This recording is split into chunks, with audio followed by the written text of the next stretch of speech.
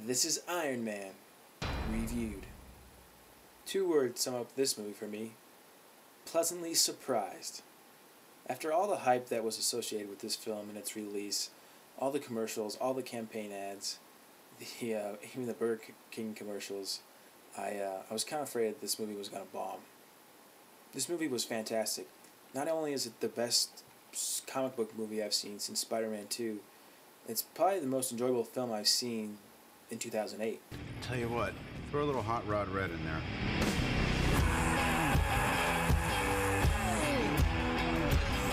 And a lot of that goes to Robert Downey Jr. I mean, he is the perfect Tony Stark. I really don't know much about the comic books. I don't know much about the story, but he fit this character perfectly, and he plays this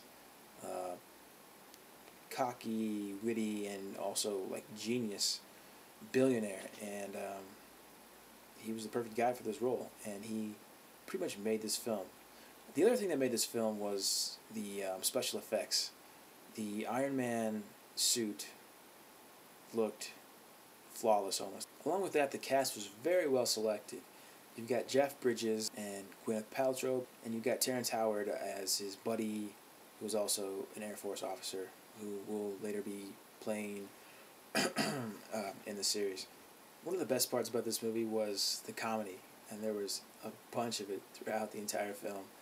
They're just really funny, clean jokes, and the entire crowd had a good time of them, which was, kids, teens, college-age kids, and then senior citizens even too. The coolest thing about this movie was the Iron Man suit itself.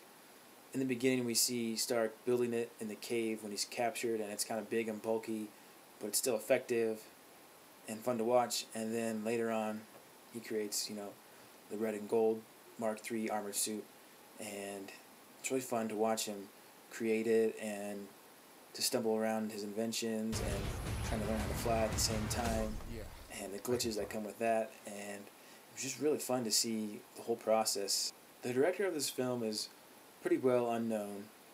He's only done a few films, Elf being one of them, but he did a really good job of making Iron Man look like a bad mother. Shut your mouth. He shot him in a really decent way to make him, look heroic. Just those cool, iconic shots that make the film just that much better.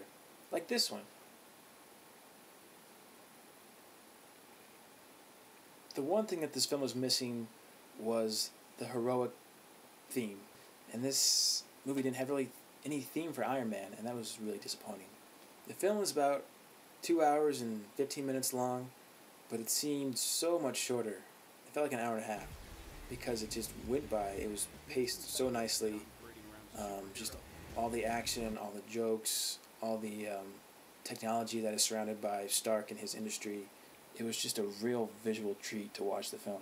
And I can't wait for the sequel to come out because I'm almost positive there's going to be one. There's a lot of hints and special appearances that came up on screen. And just a great film overall. A.